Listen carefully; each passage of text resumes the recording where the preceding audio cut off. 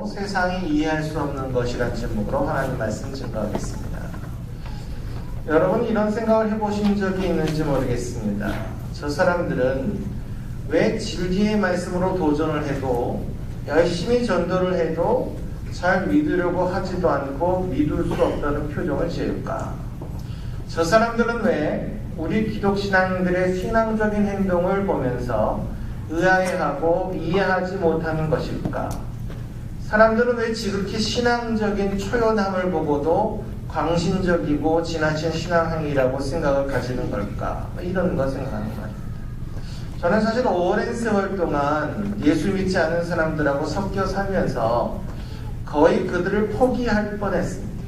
그리고 그렇게 세상 사람들에게 보여지는 이해받지 못하는 신앙적인 행동들에 대해서도 과연 이렇게 지속해야 하는가? 이게 과연 의미가 있는 것인가에 대한 회의도 어느 정도 찾아들은 적이 있습니다.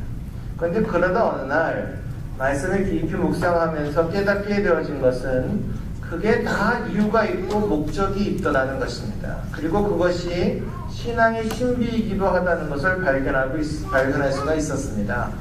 구약의 출애굽기 이후에 나타나는 성막에 대한 공부를 좀 해보면 몇 가지 흥미로운 일들을 발견할 수 있습니다. 성막의 전체적인 그림은 이렇습니다. 이렇게 성막의 전경인데요. 울타리 안에 지퍼나가 있죠. 저게 성소와 지성소인데요. 앞에는 번제나 물두멍이 있는 저런 모양입니다. 이 성막은 우리는 이제 위에서 보는 그림이기 때문에 실감하기가 힘들지만 여기 성막에 울타리가 쳐져 있지 않습니까? 저 울타리 높이가 한 2.5m 정도 됩니다. 그러니까 우리가 2.5m 이상 키가 되는 사람이 거의 없으니까 거의 골리앗 정도의 키가 되지 않는 사람이라면 웬만하면 성막 안을 들여다볼 수가 없습니다. 성막의 구조상 밖에서 볼 수 있는 것은 이 성소를 덮고 있는 덮개인데 덮개의 모양이 이 모양입니다. 보시면 이렇게 맨 위에 있는 게 물개인데요. 물개 가죽인데 저게 이제 하루 이틀 쓴 게 아니기 때문에 오래되면 이상한 이상한 털가죽 같은 게 하나 이렇게 너덜너덜하게 붙어 있는 것처럼 보이는 그런 덮개만 보입니다. 그러니까 밖에서 보면 저것만 보이는 겁니다. 그런데 사실은 이 성소라고 하는 것을 덮고 있는 건데요. 이게 굉장히 핵심적인 장소고 이 안에는 아주 상상할 수 없는 아름다움과 거룩함을 품고 있습니다. 이 성소를 덮고 있는 덮개는 사실 저거 한 장이 아니고요. 4장으로 되어 있습니다. 맨 겉에 있는 게 물개 가죽이고요. 그리고 가운데 있는 그 빨간색은 붉은 물들인 수량의 가죽으로 만든 덮개고요. 또 가운데 하얀 것은 염소털로 만든 11폭의 앙장이고요. 또 맨 앞에 있는 저것은 가늘게 꼰 배실, 청색, 자색, 홍색 실로 그룹이요. 천사를 이렇게 공교하게 수놓은 것으로 이렇게 4개의 덮개를 씌워놨습니다. 그리고 이 성소를 덮고 있는 이 아름다운 덮개의 맨 끝에가 물개 가죽이기 때문에 사람은 저 안에 있는 아름다운 다른 덮개들은 볼 수가 없습니다. 그래서 겉으로 볼 땐 굉장히 볼품이 없는 겁니다. 그러니까 이게 무슨 의미를 가지고 있느냐 하면 교회 밖에서는 신앙 밖에서는 교회 안에 믿음의 속내를 들여보려고 해도 이 성소 안에 있는 휘황찬란한 영광스러움을 볼 수가 없습니다. 성소 안은 다 금빛입니다. 그 다음 그림을 보면 저렇게 다 저 모든 기구가 금이고요. 벽도 다 금색입니다. 거기에 불이 켜져 있으니까 얼마나 아름답게 비겠습니까? 그런데 이 아름다운 걸 덮고 있는 덮개가 볼품없어 보이기 때문에 이 신앙 밖에 있는 사람은 교회를 보고 볼 수 있는 것도 없고 깨달을 수 있는 것도 없다라는 겁니다. 세상 사람들이 그렇습니다. 그래서 그들은 우리가 믿는 것, 우리가 아는 것, 우리의 행하는 신앙적인 행위를 이해할 수가 없습니다. 그들은 예수 믿는 것 자체가 너무 어려워 보이고 하나님의 은혜를 깨닫고 신앙의 결국에 찾아오는 하나님으로 인한 평화로움과 내 속에서 감출 수 없이 넘쳐나는 그런 기쁨의 정체를 알아챈다는 건 거의 불가능한 일인 것입니다. 그렇기 때문에 한 가지 생각할 것은 과연 오늘 우리 삶 속에 이렇게 세상 사람들이 궁금해할 만한 삶의 영역을 가지고 있기는 한가 하는 것을 우리가 좀 생각해 봐야 합니다. 지금 우리들에게 세상 사람들이 그게 뭐냐라고 물어보는 역사가 일어나고 있느냐라는 것입니다. 이런 특별한 경험이 우리 성도들께 성도들의 삶 안에 충만하기를 축원합니다. 계시록 1장 5절에는 또 충성된 증인으로 죽은 자들 가운데서 먼저 나시고 땅의 임금들의 머리가 되신 예수 그리스도로 말미암아 은혜와 평강이 너에게 있기를 원하노라 라는 말씀이 나옵니다. 성경에 간혹 등장한 이 은혜와 평강이라는 것, 이걸 우리가 잘 설명하면 불신자들과 세상 사람들이 수월하게 잘 이해할 수 있을 것 같습니까? 그게 그렇게 쉽지 않습니다. 이게 그들이 이해할 수 없는 것들 중에 하나입니다. 이건 우리 그리스도인들의 신비로운 능력이고 경험입니다. 그런데 이게 순서가 필요합니다. 순서가 있는데 은혜가 먼저 있고 그리고 난 다음에 평강이 있습니다. 그리고 이 평강에서 파생되는 것 중 하나가 기쁨이라는 겁니다. 이 은혜와 평강과 기쁨 안에서 우리 그리스도인들은 내 영혼의 만족과 삶의 보람과 성공 같은 것들을 경험하게 되는 것이기 때문에 우리 그리스도인들의 아주 중요한 특징이라고 할 수 있습니다. 이렇게 우리가 가진 은혜와 평강과 기쁨을 왜 불신자들과 세상이 이해할 수 없는지를 천천히 좀 이해해 보겠습니다. 먼저 십자가의 은혜를 생각해 보겠습니다. 경험해 본 분들은 아시겠지만 이 십자가라는 것, 이게 세상 사람들에게 설명하기가 얼마나 어려운지 모릅니다. 우리에게 너무 중요한 얘기라서 신앙을 얘기한다면 말하지 않을 수 없는 것인데 이게 내 믿음만큼 이해시킬 수가 없습니다. 과연 지금 세상 사람들에게 십자가라는 게 어떤 의미인 것 같습니다. 세상에서 십자가는 극명한 대조를 보인다고 할 수 있습니다. 세상에서 십자가는 고래로 전통적으로 내려오는 극악한 죄인의 형태이거나 사소한 액사살이거나 이 둘 중에 하나입니다. 이 십자가에 달린 2000년 전에 외국의 한 종교 이단자가 우리 인류의 구원자이고 지금도 살아계셔서 우리 가운데 역사하시고 다시 오실 것이라는 것, 이게 과연 정신 똑바로 차리고 사는 현대인에게 자연스럽게 먹힐 만한 이야기냐는 것입니다. 하나님께서는 우리에게 놀라운 계획을 가지고 계시다는 이야기하고 오직 예수로만 우리가 구원을 받고 금생과 내생의 복과 또 영원한 나라의 삶을 얻는다는 이야기가 과연 세상 사람들에게 어떻게 들릴 것 같습니까? 이게 과연 말만 들으면 누구나 이해할 수 있는 그런 얘기 같습니까? 아마도 어려울 것입니다. 그런데 우리가 그걸 믿고 있습니다. 그래서 더 희한한 건 이게 또 믿어진다는 겁니다. 그러니까 이게 안 믿는 사람들이 이해가 가겠느냐는 겁니다. 마치 우리가 빤히 보이는 사기치는 이단적 사상에 빠져있는 사람들을 보면서 어찌 저런 걸 믿냐 이렇게 생각하는 것처럼 불신자는 우리를 그렇게 본다는 얘기입니다. 그러면 여기서 한 가지 더 생각해 볼 것은 여러분은 어떻게 예수를 믿게 되었냐 하는 겁니다. 여러분 중에 성경을 깊이 묵상하다가 아 그렇구나 하고 구원의 길을 발견하신 분 계십니까? 정말 그렇다면 그분 굉장한 분입니다. 엄청난 은혜를 분입니다. 우리가 그렇게 원하는 평강이라는 거, 그거 달라고만 하면 그냥 팍팍 얻어지는 그런 게 아닙니다. 평강은 원한다고 해서 주어지는 게 아닙니다. 이건 은혜가 먼저 선행되어야 합니다. 정말 평안을 원하십니까? 평강을? 기뻐하기를 원하십니까? 사업이 잘 되기를 원하고 만족이 있기를 원하십니까? 삶의 보람을 갖기 원하십니까? 그렇다면 먼저 우리 가운데 은혜가 있기를 소원해야 됩니다. 반드시 은혜가 먼저 와야 됩니다. 평강이 열매라면 은혜가 그 나무의 뿌리이기 때문입니다. 은혜가 샘이라면 평강은 그 샘이 흐르는 수로라고 할 수 있습니다. 물론 열매도 중요하고 수로도 중요하지만 그 뿌리, 그 샘이 더 중요하다는 것입니다. 우리가 오늘 이렇게 남들이 다 놀러가는 그 갈망하는 그런 화창한 날인데요. 다른 거 다 접어두고 하나님 전에 나와 예배 드리는 게 뭡니까? 4일 걸어서 지쳐서 이제는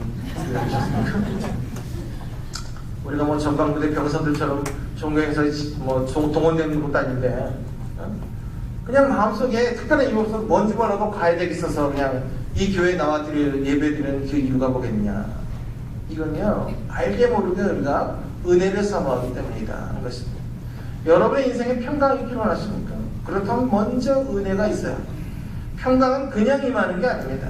아까 말한 것처럼 은혜가 원천이라면 평강은 자동적으로 따라오는 물길이 되는 것이고, 은혜가 뿌리일 때 평강이라는 열매가 맺히는 것입니다. 우리에게서 제일 근본적인 은혜가 뭐냐? 바로 우리의 죄의 채무가 면제되는 것입니다. 아예 채무, 장부 자체가 없어지는 것입니다. 우리의 모든 채무가 예수님께 이전되어 버리는 것입니다.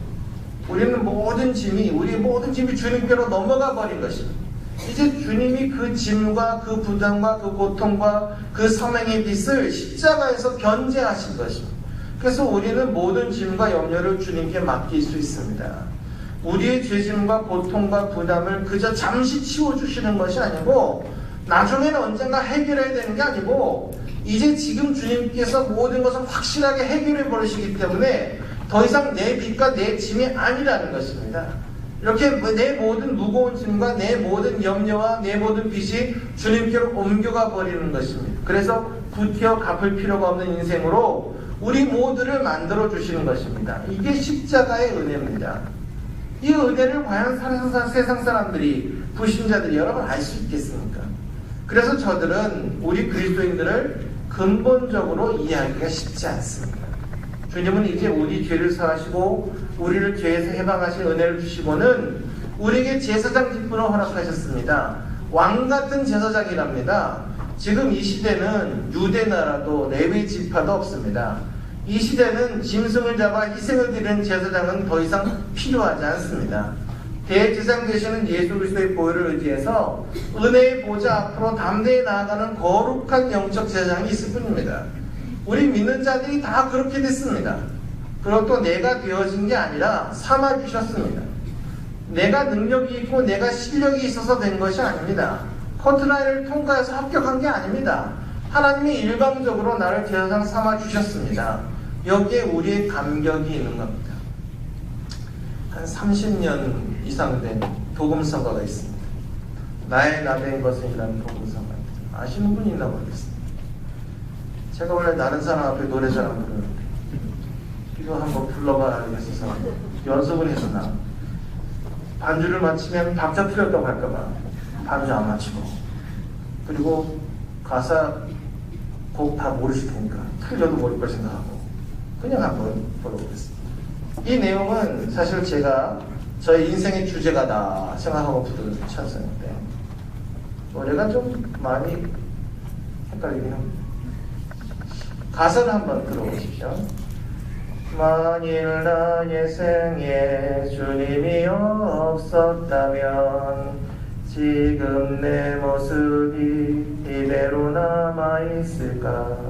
끝없이 솟아나는 슬픔과 뜸모를 외로움으로 내 영혼 어둠 속을 헤매고 있진 않을까. 나는 아무 공로 없으나 주님은 나를 부르시어 세상에서 가장 귀한 선물을 주시고 감당할 수 없는 무게로 내 영혼 짓누르던 짐을 비극이 날개짓처럼 가볍게 하셨네. 나의 나 된 것은 오로지 주의 은혜라. 나의 공로로 되어진 것이 전혀 없도다. 나의 나 된 것은 오로지 주의 은혜라. 그는 내 영혼의 주인. 2절 있으나 우리가 힘든 것 같습니다. 가사가 이렇습니다. 만일 나의 생에 주님이 없었다면 지금 내 모습 이대로 남아있을까. 끝없이 솟아나는 슬픔과 뜬머를 외로움으로 내 영혼 어둠 속을 헤매고 있진 않을까. 나는 아무 공로 없으나 주님은 나를 부르시어 세상에서 가장 귀한 선물을 주시고 감당할 수 없는 무게로 내 영혼 짓누르던 짐을 비둘기 날개짓처럼 가볍게 하셨네. 나의 나된 것은 오로지 주의 은혜라. 나의 공로로 되어진 것이 전혀 없도다. 나의 나된 것은 오로지 주의 은혜라. 그는 내 영혼의 주인이라는 점. 그렇습니다. 하나님의 은혜가 지금의 우리들을 만드셨습니다. 그러니까 세상이 우리를 좀 이해해 주지 못한다고 하더라도 우리가 이해할 수 있어야 합니다. 그들은 이 십자가와 하나님의 은혜를 알 수가 없습니다. 성막 울타리를 넘어서 성막문으로 들어와서 이 하나님의 은혜를 직접 경험해 보기까지는 그들은 우리를 향해 계속 고개를 절 것입니다. 여러분, 추석 가운데 이제 제사를 지내는 가정에 가서 내가 예수 믿으니 절을 하지 않겠습니다 라고 할 때 그 이해 못하는 그 얼굴 표정을 여러분 많이 봤을 것입니다. 왜? 그들은 우리가 믿는 신앙의 그 깊은 것들을 알 수가 없기 때문에 우리의 겉모습으로 우리를 판단하기 때문입니다. 그러므로 우리를 이해 못하는 불신자들, 그 불신 가족들을 여러분 이해하셔야 합니다. 그럴 수밖에 없습니다. 이 진리를 모르니까 그럴 수밖에 없다는 걸 여러분 기억하시기 바랍니다. 두 번째로 평강에 대해서인데요. 요한복음 14장 27절 말씀에 보면 평안을 너에게 주시노니 곧 나의 평안을 너에게 주노라. 내가 너에게 주는 것은 세상이 주는 것 같이 아니하니라. 너희는 마음에 근심하지도 말고 두려워하지도 말라라고 하십니다. 이 평강은 세상이 준 것이 아니라고 했습니다. 세상은 주지도 알지도 못한다고 했습니다. 이건 어떤 가시적이고 명확한 이유가 있어서가 아니라 우리 안에서부터 스물스물 올라오는 그 거절할 수 없는 평안을 말하는 것입니다. 특별한 딱히 이유가 없는데 내가 평안한 것입니다. 여러분 이런 걸 경험해 봤습니까? 내가 이렇게 평안할 때가 아닌데, 내가 이렇게 가라앉아 있을 때가 아닌데 이상하게 평안한 겁니다.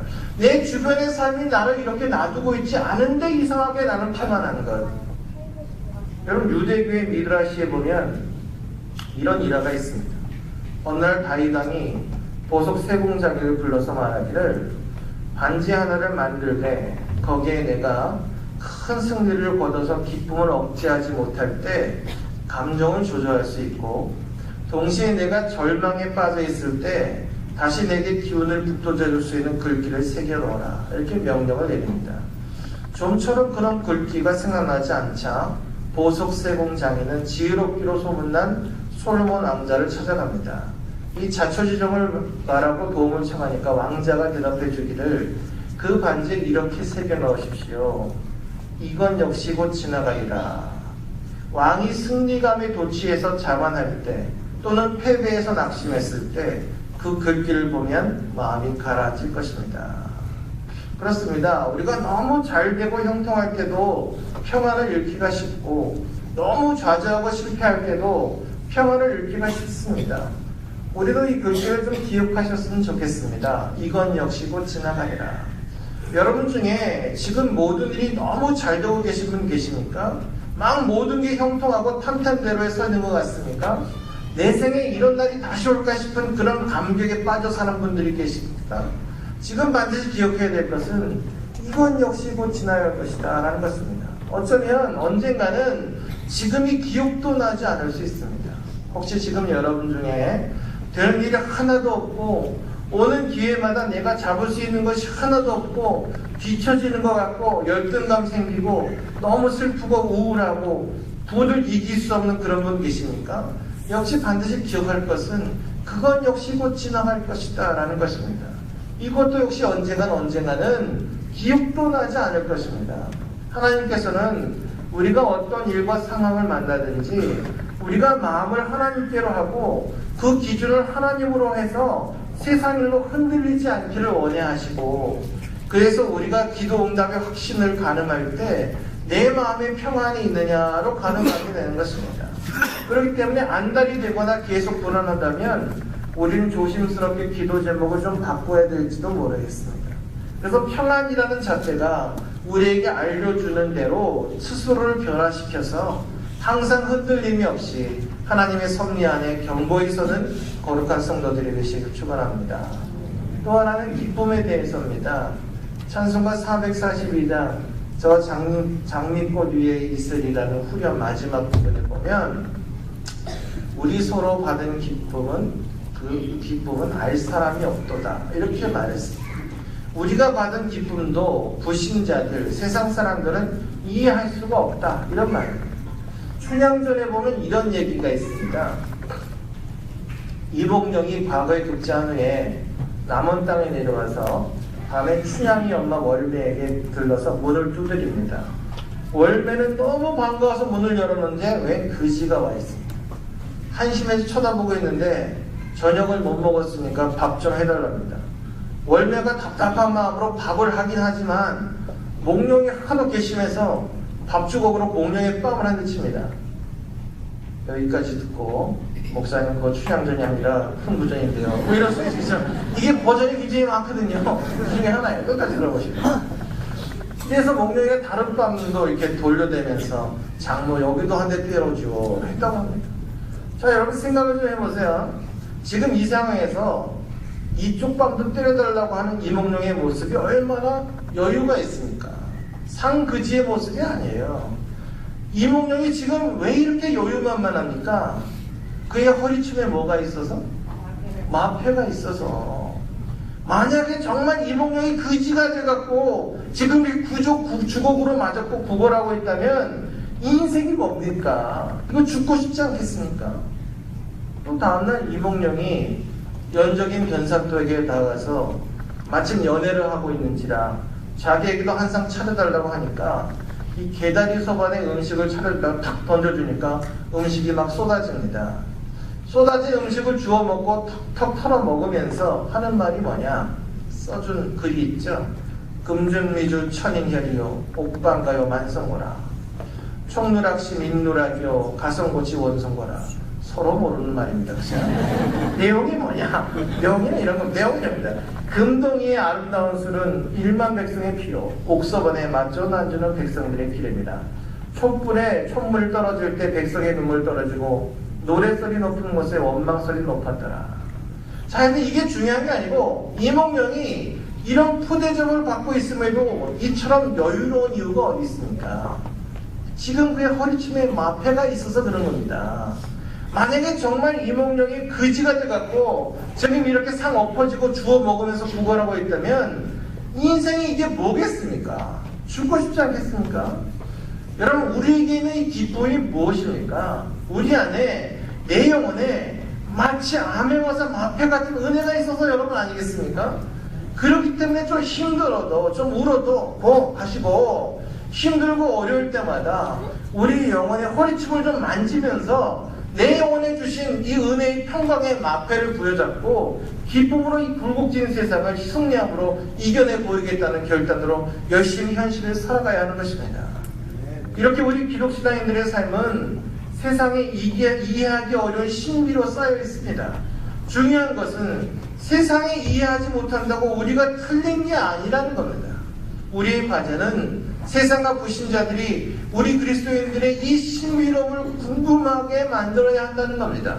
세상과 불신자들이 지금은 이 하나님의 은혜를 이해할 수 없지만 우리가 너무 궁금한 삶을 살아보이므로 그들이 직접 성막의 울타리를 넘어서 성막으로 들어와서 이 하나님의 은혜를 직접 경험해 몸으로 알게 만들고 세상과 불신자들이 지금은 범사에 불안하고 상황이 변할 때마다 흔들리는 심령을 어찌할 수 없지만 그들이 먼저 믿은 우리를 통해서 하나님의 은혜를 만나고 평강이라는 뿌리를 내림으로 흔들리지 않은 경감을 경험하게 되고 세상과 불신자들이 지금은 상황에 휘둘려서 일희일비하고 있지만 먼저 믿은 우리를 통해서 발견한 내 영혼에 주신 이 은혜와 평강의 마패를 부여잡고 기쁨으로 이 굴곡진 세상을 승리함으로 이겨내 보이겠다고 항상 새롭게 결심하게 하는 상무대교회 모든 성도들이 되시기를 주님의 이름으로 축원합니다. 기도하겠습니다. 우리가 한 1~2분 동안 기도합니다. 우리 안은 세상이 이해할 수 없는 놀라운 일들을 소유하고 있습니다. 하나님이 우리를 사랑하시고 우리에게 은혜 주셨고 우리에게 놀라운 기쁨과 평강과 놀라운 은혜를 허락하셨습니다.